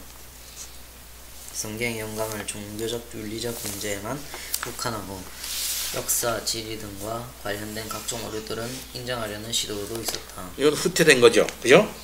성경의 영감을 종교적 윤리적인 문제에만 국한하고 역사, 지리 등과 관련된 각종 오류들은 인정하려는 시도도 있었다.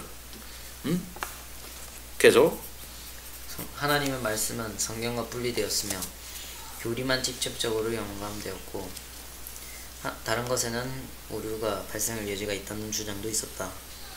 구원의 필수적인 것과 역사적이고 부수적인 것을 구분하기도 했다. 하지만 이런 구분은 불가능하다. 성경에서 교리와 역사는 하나로 완전히 얽혀있다. 또한 이것은 예수 사도들 전체 기독교회가 성경을 사용한 방식과도 모순된다. 결과적으로 이런 이원론적 견해는 슐라이어마허의 역동적 영감 이해에 길을 열어주었는데 그는 영감을 성경의 특성과 속성을 다루는 문제에서 저자의 성품과 기질을 다루는 문제로 바꾸어 버렸다. 성경 기록자들이 가진 영감과 신자들이 가진 영감 사이에는 단지 정도의 차이만 있을 뿐이다. 그러나 성경의 모든 부분이 같은 정도로 영감된 것도 아니고 모두가 하나님의 말씀인 것도 아니다. 그러면은 생각해 봅시다. 그 성품과 기질에 관한 문제로 이렇게 얘기를 함으로써 그 당시에 성경 기록자들의 영감과 우리 오늘날 믿는 사람들의 성경을 읽는 사람들 사이에 그 영감의 차이 정도로 성령의 역사의 차이 정도로 인정한단 말이야. 그 당시는 그 사람들은 100에 영감했다면 우리는 그걸 갖다 한 20 정도로 이 정도의 차이에 불과하다. 이렇게 생각하는 게 옳습니까? 영감은 영감이고 우리가 그 영감된 책을 조명으로 받아들일 때 이 조명하고는 다른 거예요. 그래서 우리가 영감된 성경을 읽을 때 성령께서 우리에게 조명하시는 역사는 영감의 역사하고 전혀 달라. 이건 다른 거예요. 그렇기 때문에 영감과 성령의 조명과는 다르다 하는 사실을 우리가 알아야 됩니다. 단순히 성품과 기질의 차이가 아니에요. 계속해서 다만 계시의 중심에 가까울수록 하나님의 영이 더 많은 숨을 불어넣으신 것이다.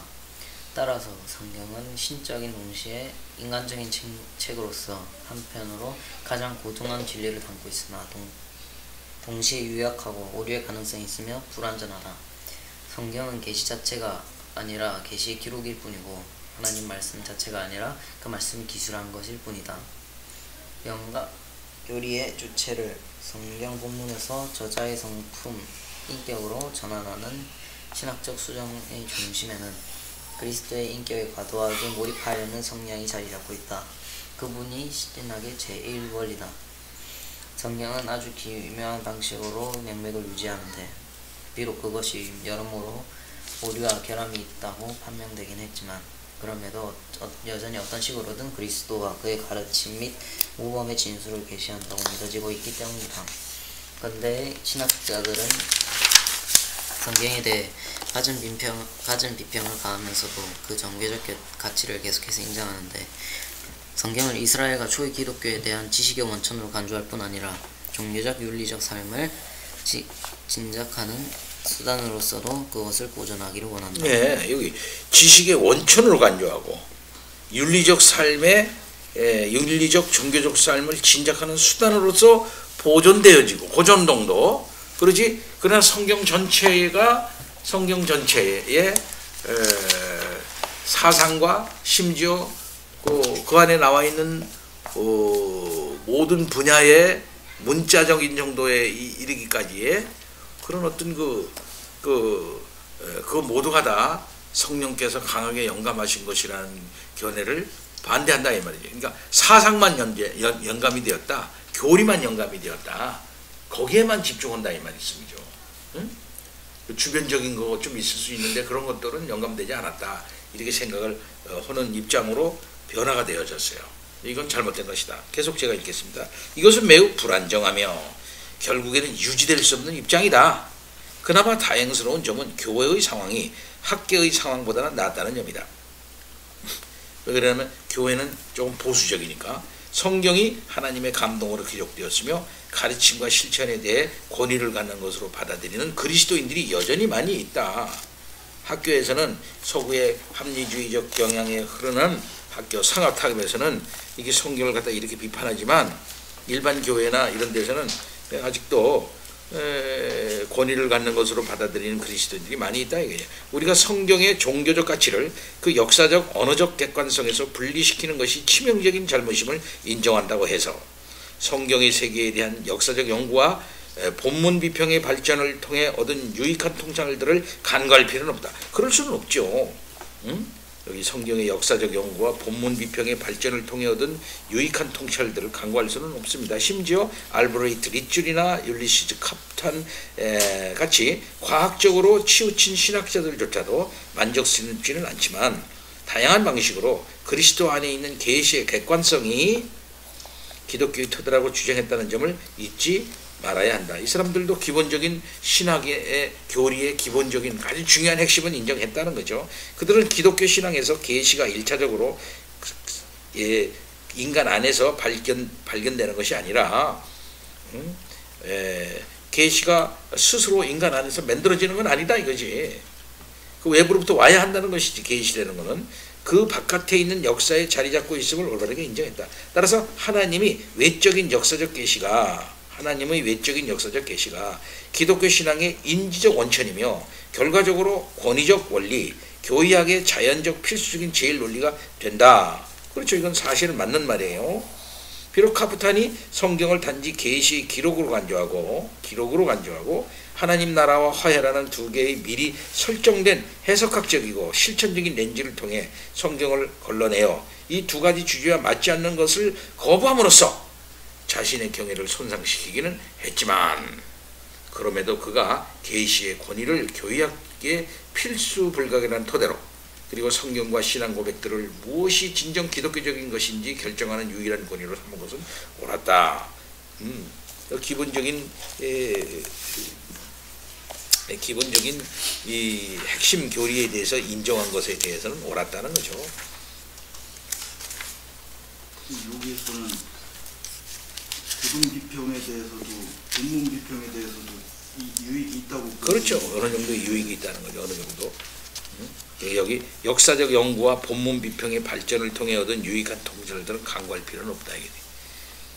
그리고 그들은 그리스도 안에 있는 계시의 객관성, 그거는 인정했다는 거죠. 누가 그랬습니까? 대표적으로 리줄, 율리시즈 카프탄 같은 과학적으로 치우친 신학자들조차도 이런 거는 인정했다는 거지. 그거는 우리가 무시할 수는 없는 거 아니겠냐 이 말이죠.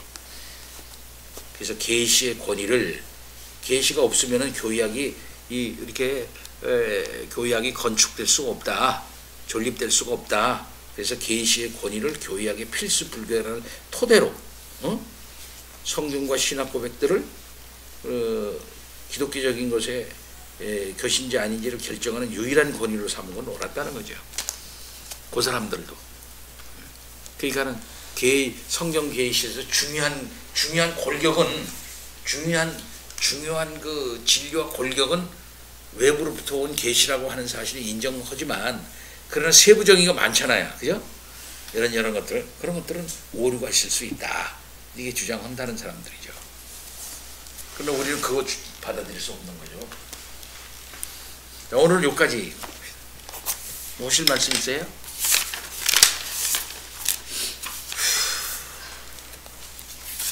오랜만에 바빙크를 읽으니까 어떻습니까?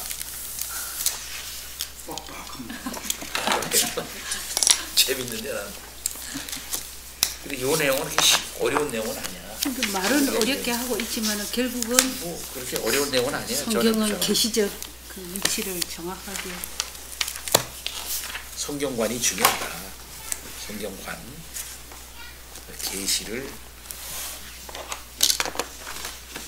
문자화한 성경이 하나님의 말씀이다. 정확무한 영감되어져서 정확무한 하나님의 말씀이다 라고 하는 사실, 이것이 교회학의 가장 중심이며 기초다는 거죠. 성경을 하나님의 말씀, 영감되어져서 신적 기원을 갖는 하나님의 말씀이라고 믿고 이렇게 나가는 것이 교회학에 있어서 가장 중요한 것이다, 이 말씀이죠. 그것이 영감되어진, 그래서 신적인 권위를 갖지 못한다면은 어찌 교회학이 성립될 수 있겠느냐, 이 말이죠. 하고 싶은 말은. 그리고 그것에 대한 그 신앙이 없이는 어떻게 교회학이 있을 수가 있겠느냐 하는 것입니다. 그래서 계시가 꼭 있어야 되고, 또 계시가 문자화한 성경이 꼭 있어야 되고, 또 거기에 대한 절대적인 신앙이 있어야만 교회학이 성립될 수가 있다, 이렇게 말하는 것이 바빙크의 가르침입니다. 오늘 공부는 여기까지 하고 마치겠습니다. 다 같이 기도하겠습니다. 하나님 아버지, 하나님은 우리들에게 하나님이 어떤 분이신지, 하나님이 무슨 일을 하시는지, 또 무엇을 요구하시는지를 말씀해 주시는 하나님 아버지이십니다. 하나님에 대한 알을 갖게 하고자 자연 만물을 창조하셨고, 또 분명하게 깨닫게 하기 위해서 예수 그리스도를 통하여 알게 하여 주셨고, 우리를 구원하여 주신 구속적 계시까지 이르렀습니다. 하오나 이러한 사실들을 하나님께서 계시 말씀을 문자화해서 성경으로 우리에게 주시지 않았다면 어찌 이와 같은 사실을 알 수 있사오리까. 뿐만 아니라 그렇게 되어졌다 하더라도 성령께서 우리의 눈을 뜨게 하셔 주셔서 이것이 무슨 말씀이고 어떤 의미인가 하는 사실을 인식시켜 주시지 않았다면 그것을 그 가치와 의미를 어떻게 알 수 있었겠사옵나이까. 이런 모든 사실을 알게 하여 주시고 믿음 주셔서 하나님의 말씀, 성경을 받아들일 수 있도록 인도하여 주심 참 감사합니다. 성경 말씀이 이게 고귀한 진정한 가치가 있는 교훈이라는 사실을 분명히 깨닫고 그 토위에 서서 우리의 신앙을 성경적 신앙으로 바르게 고쳐나갈 수 있도록, 건립해 나갈 수 있도록 하나님 인도하여 주옵시기를 원합니다.